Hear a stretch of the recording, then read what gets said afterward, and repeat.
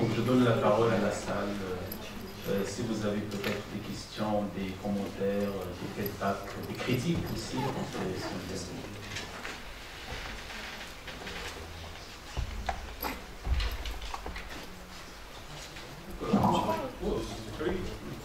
Bonjour tout le monde. Donc, je suis Ebtissam Reich, une doctorante à l'université Mohamed V de Rabat. Je travaille sur la situation juridique des réfugiés au Maroc et ma question est destinée à M. Daniel Ferrare. Donc, vous avez parlé des réfugiés religieux. Ma question, c'est, en fait, et justement, vous avez évoqué la définition qu'on trouve dans la Convention de Genève. Et il faut qu'il y ait ce critère de crainte d'être persécuté. Ma question, c'est, lorsque dans un pays, on trouve dans la loi en fait, cette punition de changer la religion, est-ce que cet élément est suffisant pour que la personne, par exemple, qui a choisi de changer sa religion, demander asile dans un autre pays? Et là, je donne surtout le cas des personnes, parce que on parle de religion pour les personnes monothéistes, non monothéistes et athées.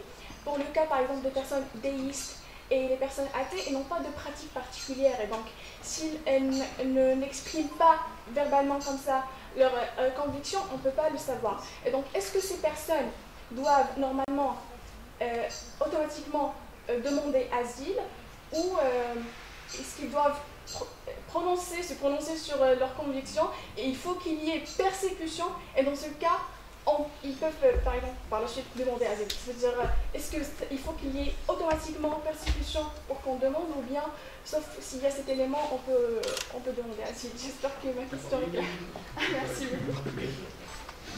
Alors, oui, c'est une question très pertinente. En fait, alors, déjà, si dans le pays d'origine, il y a une loi qui punit dans le code pénal l'apostasie, par exemple, ça ne suffit pas. Il faut évaluer si cette loi est appliquée. Donc, il y a une réalité de la persécution. L'effet qu'il y a des règles a priori persécutrices dans une loi, dans un code, ça ne suffit pas. Il faut toujours vérifier qu'il y a des politiques de droit qui appliquent ces dispositions et donc il y a un risque réel.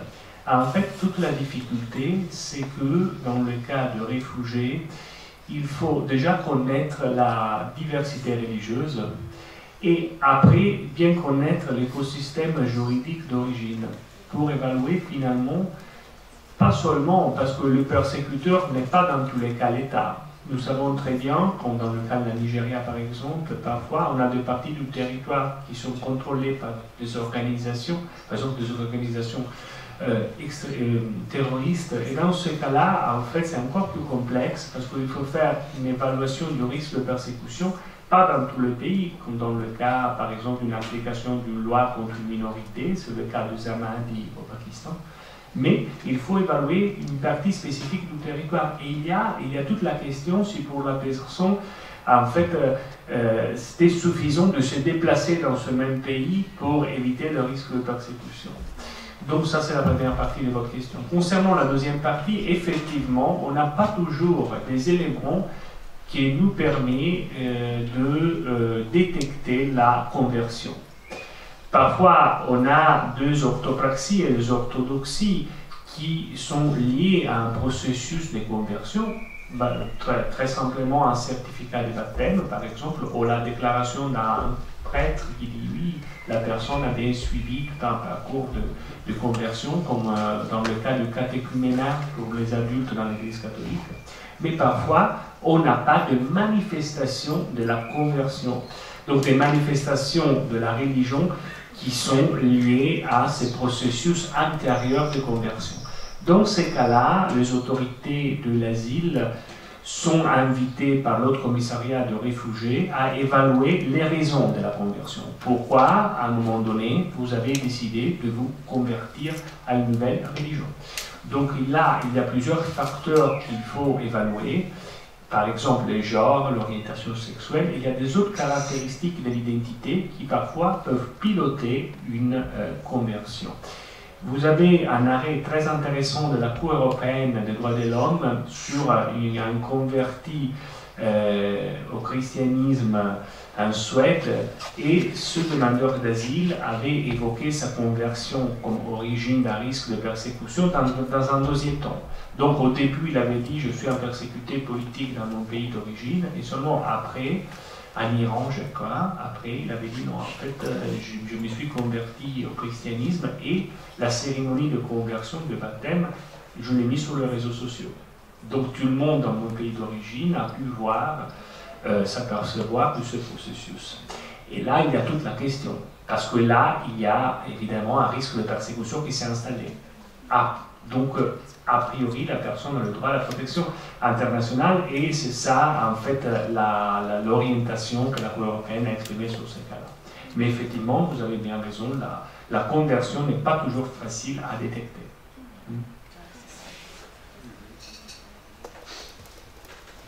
Bonjour, j'ai deux questions. La première approche de la question de ma collègue.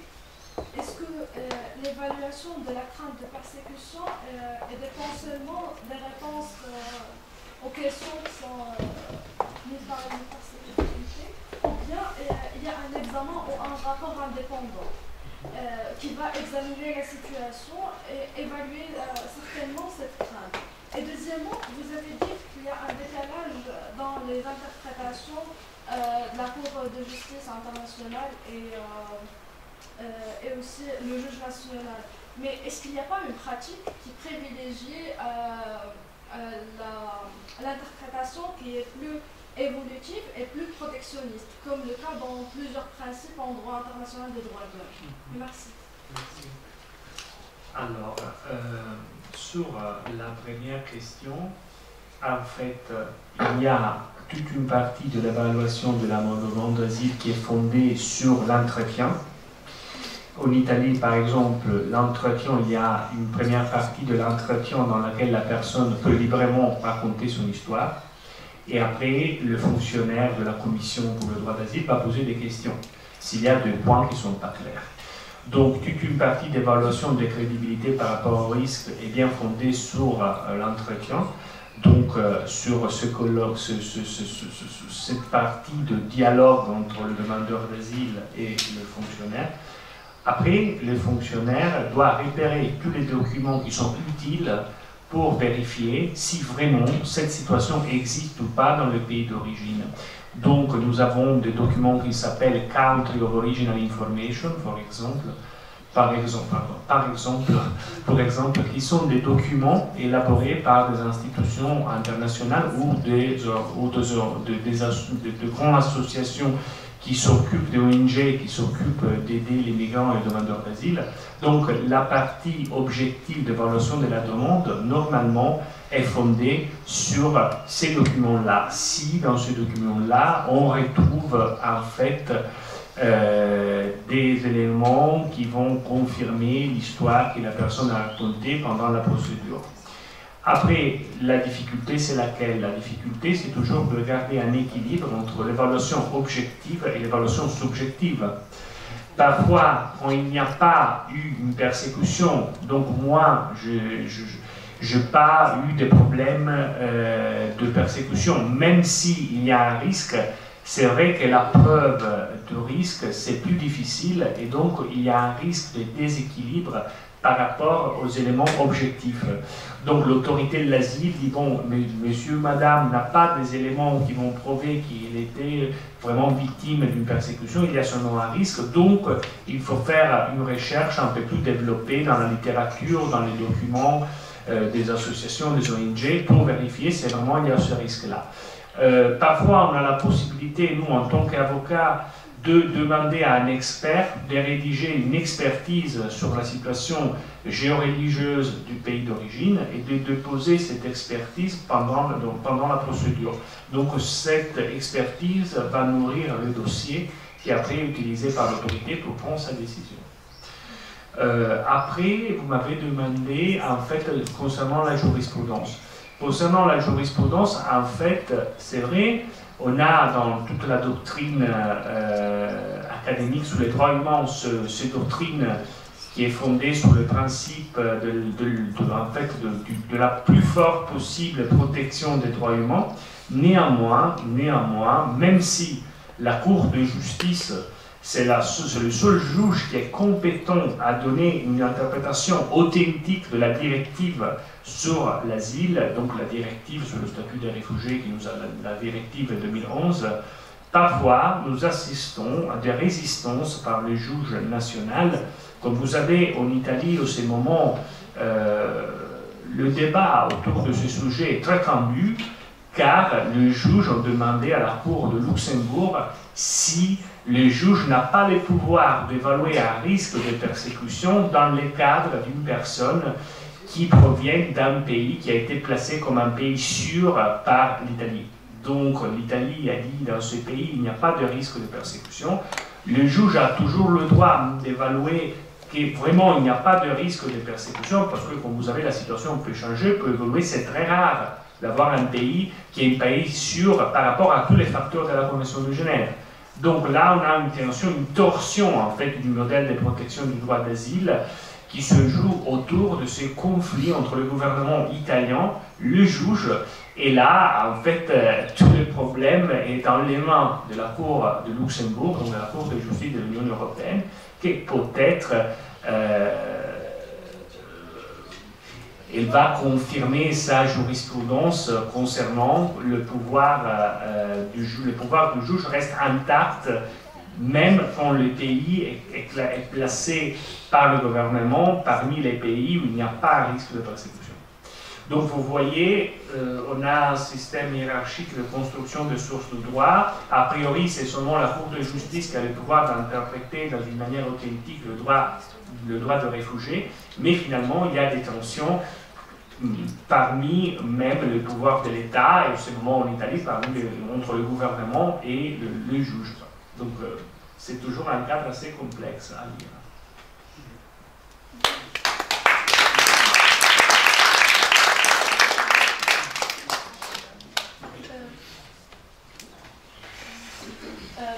Bonjour, donc je suis Oumé Marandani, je suis doctorante en droit et relations internationales à la faculté de droit de Soucy. Et j'ai donc deux questions. La première est adressée au professeur Daniel Ferrari. Donc vous avez beaucoup parlé donc, des réfugiés religieux. Et en fait, ma question se poserait davantage sur l'aspect de pays d'accueil. Parce que je citerai le cas par exemple du Maroc, il y a donc beaucoup de migrants qui viennent donc, au Maroc, mais ayant d'autres religions, d'autres convictions, mais qui se présentent comme étant donc, musulmans pour mieux s'intégrer donc, au niveau national et peut-être éviter certaines formes de discrimination. Ça a été rapporté par plusieurs témoignages. Donc j'aimerais savoir, est-ce que dans ce cas-là, on pourrait parler donc, de réfugiés religieux, parce que techniquement, dans leurs convictions, ce ne sont pas forcément des personnes qui ont la religion ou le culte du pays d'accueil, mais qui se prétendent pour justement éviter des formes de discrimination ou de persécution. Donc est-ce que pour ce cas-là, est-ce qu'on pourrait parler d'une loi ou d'une directive qui serait appliquée pour protéger ces personnes-là, qui seraient peut-être davantage vulnérables, non pas aux victimes de persécution, non pas de leur pays d'origine, mais dans le pays d'accueil. Et so my second question is for Professor Roberto. Sorry, I didn't see your name. I'm not wearing my glasses. So when you were talking about neutrality, inclusive neutrality and inclusive neutrality, and you said that multiculturalism may be an answer or response or a good solution for tolerating diversity of religions. My question is to address the people who talk about multiculturalism or go against multiculturalism. I think about the example of the French president, Macron, when he said that France is not a country of multiculturalism. So how can we respond to those statements that go against inclusive neutrality, saying that it may go against the culture and the history of the country where the people are going, or that goes massive immigrations wave? Okay.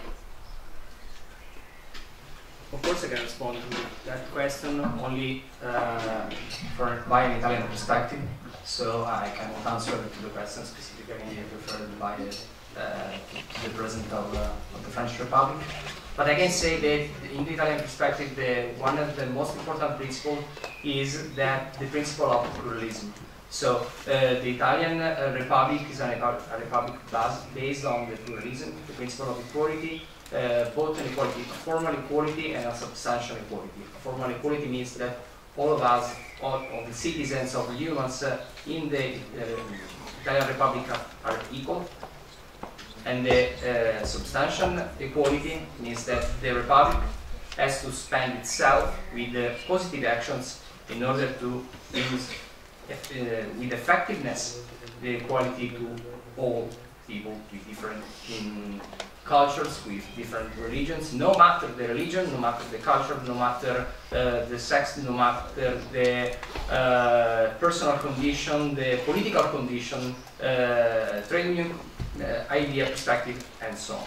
So the idea is an idea that our republic must be based on the principle of pluralism.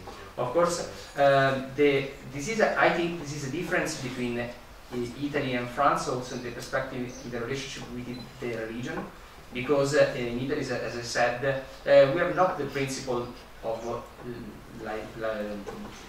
laïcité, secularism, laïcité as in French, because we have a more open perspective with based on relationship with all the religions, so a perspective that is open to the dialogue, to all the religion. It can be argued that this dialogue is influenced by the politics. Of course, it is. But in a constitutional way, in a constitutional reconstruction, we have to consider that the principle on which our constitution is based, in Article 2, Article 3, Article 1, the Italy is also founded on labor, but the Article 2, the Article 3 declare expressly this principle. So to maintain our society, the Italian society, open to the different religion and force, as Many would say, to migratory phenomena and so on. As I said, my interpretation of the principle of neutrality is one of the both. So there is no court in Italy that has said now, in this precise moment, what is for the Italian state the principle of neutrality. We have no decision of the national court or the court of the constitution or the constitutional court. So we can only discuss in a theoretical way with the court, the European Court of Justice, and we don't have a practical anchor in which we can immediately refer. So now the problem in Italy is based on theoretical reconstructions, and I also said that maybe our society, the Italian society, is not yet ready for this problem. I don't know. Cannot say if it is because we don't have the same amount of Muslim people like French. I don't know if this is a sociological problem, issue, matter, or if there is a problem of access to the justice by Muslim female that works for that works in Italy, both in private or the public sector.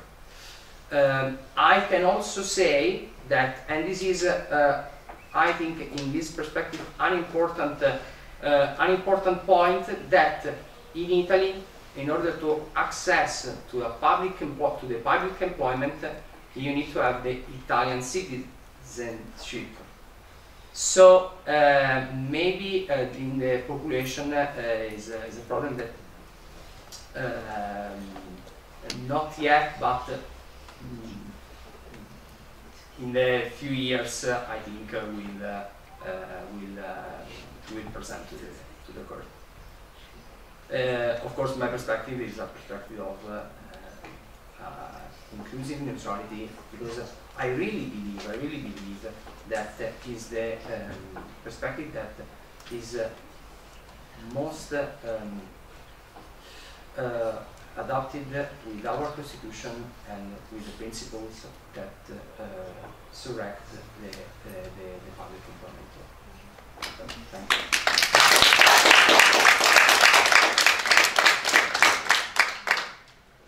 Je pense que... Voilà. Mais très rapidement, en fait, pour revenir sur votre question, en fait, le risque de persécution, notamment l'évaluation s'est faite par rapport au pays d'origine. Il y a eu tout un débat en Italie dans la jurisprudence si on pouvait en fait articuler dans une manière plus complexe le risque de persécution, pas seulement par rapport au pays d'origine, mais également au pays où la personne avait été victime de violations graves des droits humains. Il y avait notamment en discussion le cas de la Libye, donc des migrants qui provenaient de l'Afrique subsaharienne et qui restaient emprisonnés en Libye et torturés pendant 6 mois, 1 an, etc. La jurisprudence a plus ou moins toujours nié une protection internationale liée à un risque de persécution, à de violations graves de droits humains dans un pays différent par rapport au pays d'origine. Pour ce qui concerne les adaptations religieuses que la personne peut mettre en place dans le pays d'accueil pour éviter d'être discriminée, ce n'est pas, bien évidemment, un problème de persécution dans le pays d'origine ou de discrimination, mais si cette adaptation religieuse peut être codée comme une conversion, effectivement, et dans le pays d'origine, la conversion est punie, dans ce cas-là, on peut envisager un risque de persécution. Et donc, ça peut être la clé pour ouvrir les portes de la protection internationale. Je pense tout simplement que la riche présentation de cette matinée, non celle du professeur Schrout, nous a ouvert la porte sur une nouvelle approche, notamment elle ouvre la porte sur l'approche juridique, l'approche en rapport avec les relations internationales.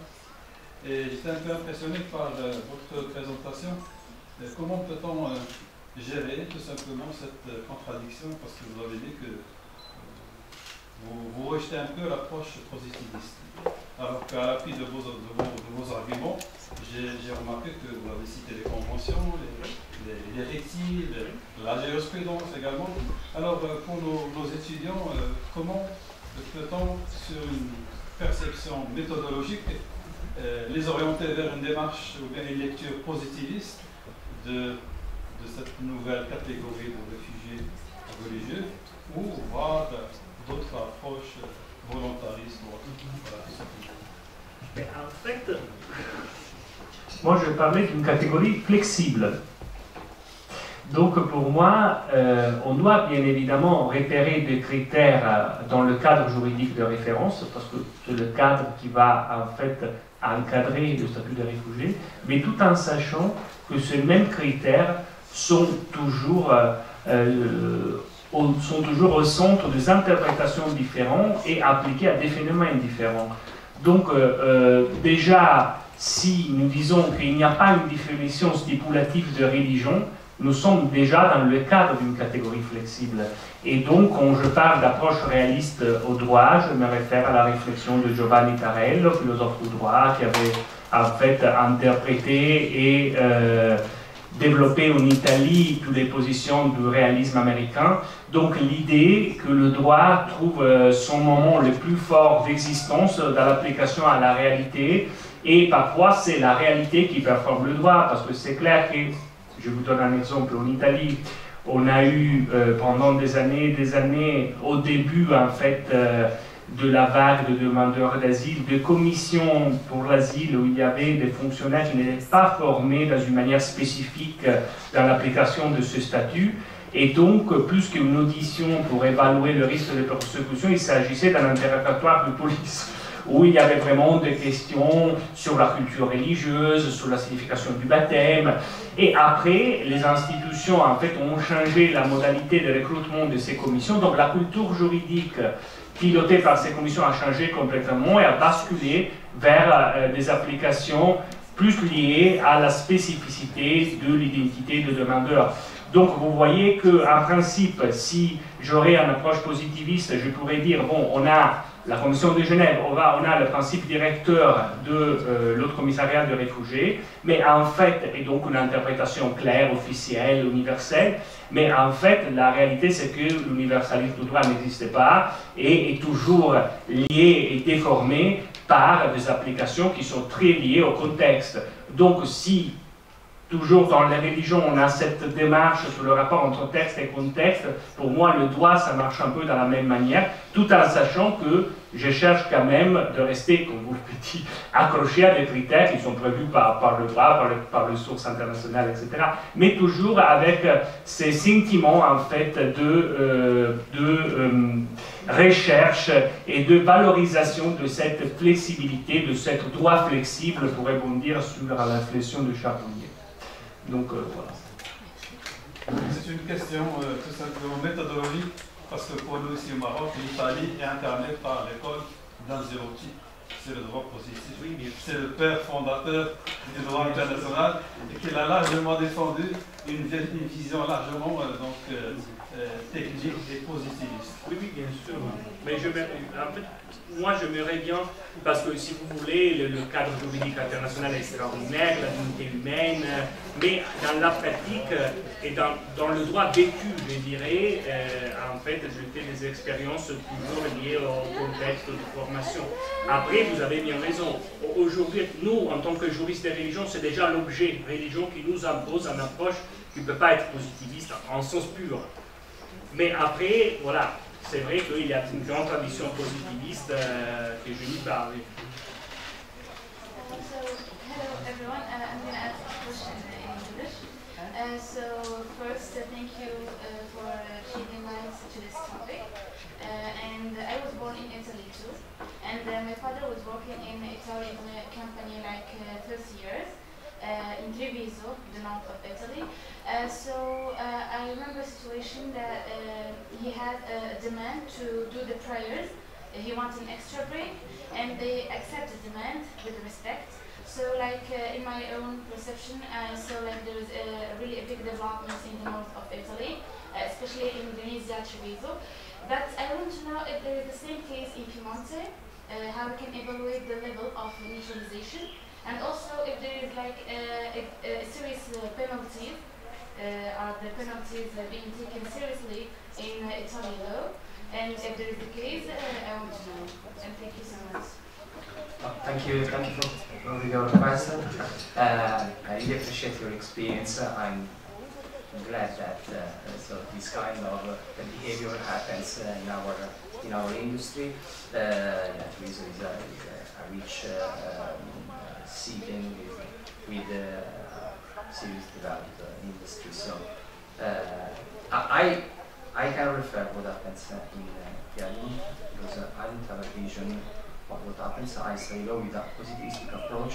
So I study law by studying the laws, the European legislation, the Italian legislation, and then the cases discussed within the courts.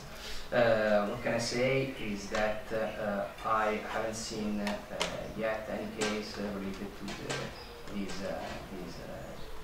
this kind of matter. But I cannot refer if this is based on an open approach with the problem. Actually, I don't have a specific focus on this matter, but I don't know if my colleagues have one, but I'm optimistic.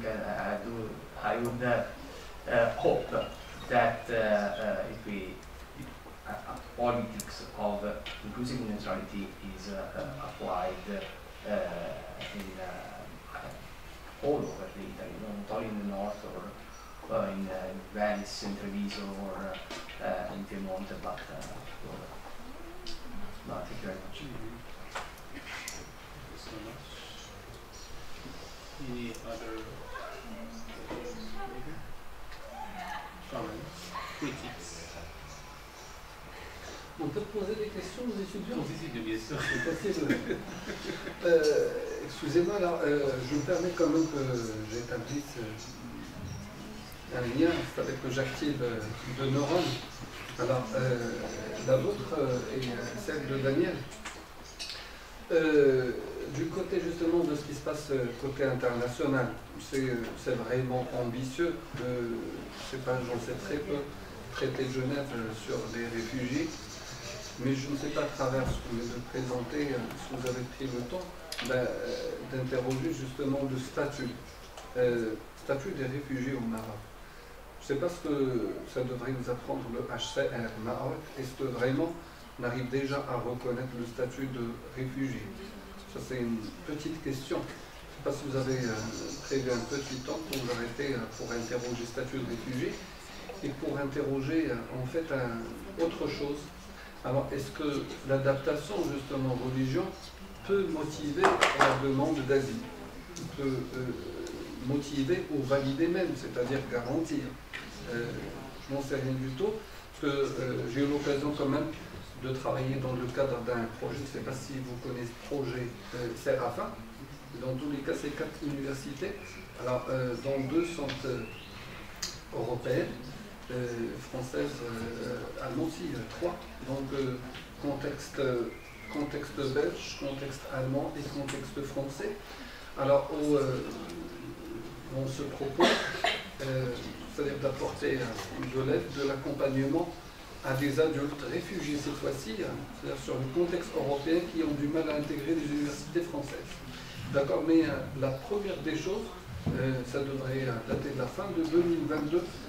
Sincèrement, j'ai beaucoup de mal après avoir contacté beaucoup de personnes, donc en partant à chaque fois des traités internationaux, de voir si vraiment on met le statut de réfugié au Maroc.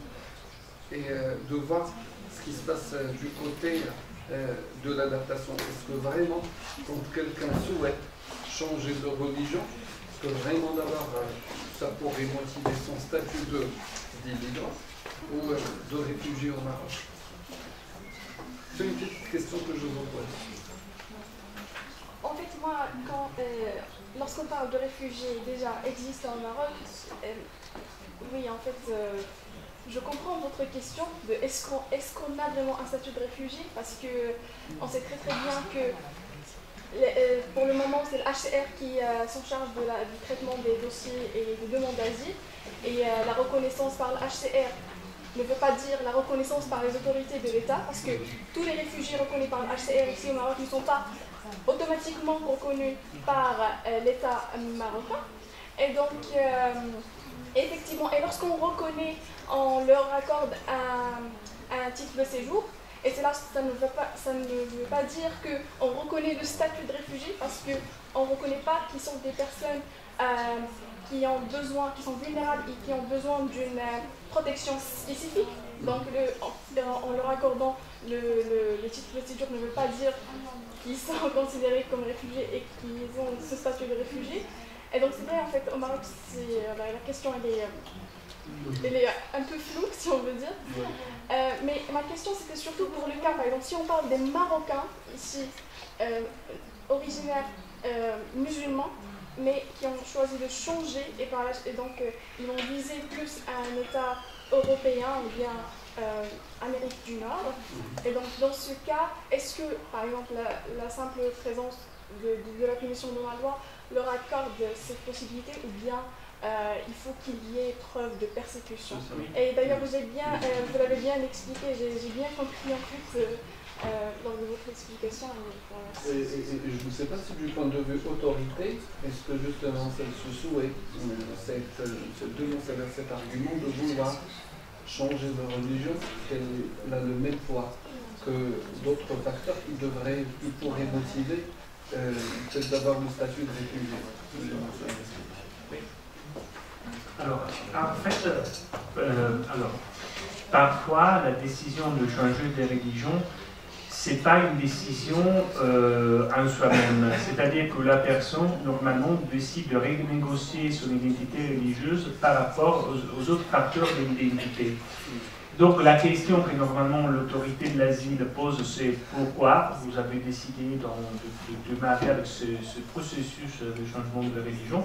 Donc si vous voulez, le niveau d'évaluation de la crédibilité est plus élevé dans le cas de conversion sur place. Donc c'est plus difficile en fait, parce que le niveau de collaboration entre le demandeur d'asile et l'autorité qui va évaluer sa demande, c'est à un niveau en fait plus complexe. Mais il y a toujours, et c'est également l'autre commissariat qui a souligné ça, il y a toujours la récompensée avec que la personne a mis en place ce spectacle de conversion pour obtenir un statut, parce que normalement la personne, en fait, c'était pas vraiment une personne persécutée.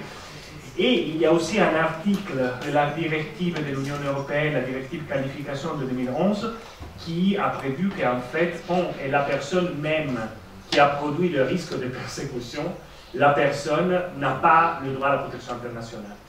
Sauf que vous avez une décision d'interprétation de la Cour de justice de 2025, dans laquelle la Cour a dit que dans tous les cas de conversion religieuse, la protection ne doit pas être refusée, même si la personne a produit elle-même le risque de persécution à travers la conversion. Il faut évaluer le processus qui s'est produit à l'intérieur et à l'extérieur de la personne pour évaluer s'il s'agit ou pas d'une conversion opportunistique. Tout en sachant que pour nous juristes, la liberté de conversion, c'est une liberté absolue. Donc les formes internes ne peuvent pas être limitées par aucune autorité ou une personne. Sauf dans ce cas rarissime de la conversion religieuse en tant que raison d'un risque de persécution. Et là, il y a une grande difficulté en France, parce qu'en France, pays séparatiste, laïque, où il y a eu vraiment cette sacralisation de la laïcité finalement, c'est un cas très rare dans lequel les autorités de l'asile peuvent évaluer la sincérité d'une conversion religieuse. Je crois que c'est à l'encontre de ce qui se passe en Allemagne. En Allemagne, c'est différent, je crois. Voilà. Donc, le dernier. C'est toujours un plaisir aux étudiants. Je voulais poser une question à vous. Je vous remercie pour votre intervention très intéressante et je suis d'accord sur le contexte et sur l'analyse. Mais vous avez posé beaucoup de questions. Je vous pose une autre question. C'est-à-dire, je parle de l'expérience italienne à propos de l'enseignement de la religion à l'intérieur de l'école publique. C'est-à-dire qu'il y a un très fort décalage entre les principes. Par exemple, il y a un débat très développé depuis plusieurs années sur la question, par exemple, de l'enseignement de l'histoire de religion et pas de religion. Et beaucoup de questions que vous avez présentées dans votre intervention sont présentes à l'intérieur du débat culturel et aussi culturel, mais pas au niveau institutionnel. C'est-à-dire, alors il y a un décalage et il semble que toute la discussion et tout le débat qui ont fait à propos de cette question, les institutions ne les écoutent pas. Donc, je parle de l'Italie, nous restons comme la situation a été disciplinée en effet dans le 1929, c'est-à-dire la solution, le seul changement a été, et je ne sais pas si ça c'est, pour moi c'est une question qui il marche contre une évolution à faveur d'un débat sur le facteur religion à l'intérieur d'une discussion sur l'éducation à l'intérieur de l'école publique. C'est-à-dire, on dit qu'il n'y a pas l'obligatoriété, donc on peut choisir de suivre ou non l'enseignement sur les questions religieuses, en particulier en Italie catholique. Mais ça, en effet, il fait le jeu de ne pas changer rien. C'est-à-dire, alors, je me pose la question, qu'est-ce que c'est la solution pour pour aller avant respecter ce modèle. C'est-à-dire pouvoir penser que dans le futur, par exemple, à l'intérieur du programme d'école, il y a la possibilité de faire une discussion plus évoluée et plus complexe de phénomène Bien, alors, je vous remercie. Je vais être très bref parce que je n'ai pas de choses à dire, d'autant plus que vous avez posé des questions et vous avez suggéré des éléments de réponse. Alors, je rappelle que mon intervention, quand même, provenait de mon statut en tant qu'enseignant-chercheur en sciences de l'éducation. Et les sciences d'éducation se doivent d'abord, justement, de questionner des faits, questionner la réalité. Et c'est exactement ce que j'ai cherché à faire à travers les questions. Maintenant, vous avez tout à fait raison que on a toujours, alors quand on est sociologue, quand on est didacticien, quand on essaie de faire appel à des champs disciplinaires qui relèvent des sciences de l'éducation ensemble, alors on a très peu de chances d'être écouté, parce que ça date depuis très très très longtemps. Eh bien, c'est vrai qu'on fait travailler nos étudiants sur les programmes, sur ce que l'on enseigne. On leur demande d'aller observer ce qui se passe dans les classes et que la didactique nous apprend à travers des repères scientifiques que ce que l'on fait n'est pas vraiment efficace. Et donc à chaque fois on essaie de poser des questions en termes d'efficacité, qu'est-ce qu'on peut faire pour que ça devienne efficace. Alors ça c'est une première entrée. Deuxième entrée qui me semble plus importante, c'est que maintenant, du côté institutionnel, alors il faut dire que nos institutions ont du mal à accompagner les changements et à vivre avec les changements et à répondre alors, aux nouveaux besoins avec tous les changements qu'on est en train de vivre. Et je ne sais pas, dans les rapports officiels, à travers les instances officielles, je citerai à titre indicatif, donc le Conseil de l'éducation, de la formation, eh bien, se rendent de plus en plus compte, alors qu'ils travaillent seuls, qu'ils travaillent enfermés, cantonnés, prennent des décisions, qu'ils mènent des réformes, mais à chaque fois c'est des réformes au niveau des programmes qui ne réussissent pas. Et c'est vrai que c'est un discours qui commence à émerger que, alors, il faut intégrer les chercheurs, donc particulièrement les chercheurs en sciences d'éducation, d'intégrer les résultats de la recherche. Personne aujourd'hui pourrait prétendre qu'il va nous apprendre pour la première fois que le monde change et que, par exemple, cette question de l'éducation à la diversité, la découverte de l'autre, l'acceptation de l'autre, la question de l'altérité, à tous les niveaux, culturels, religieux aussi, donc s'impose. Et l'idée, c'est que, c'est vrai, c'est une piste.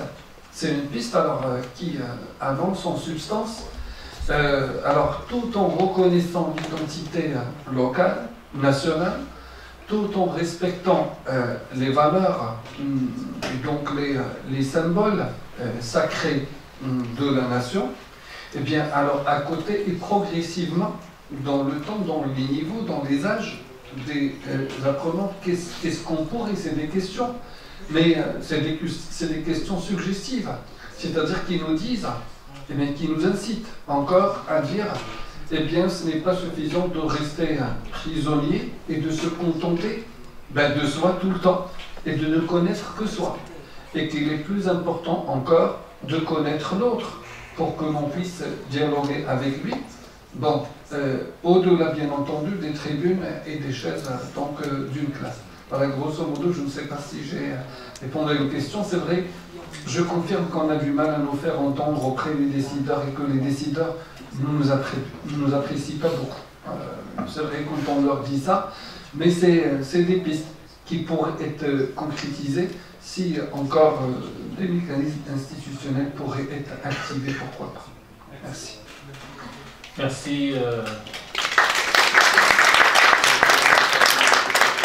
Merci, chers collègues.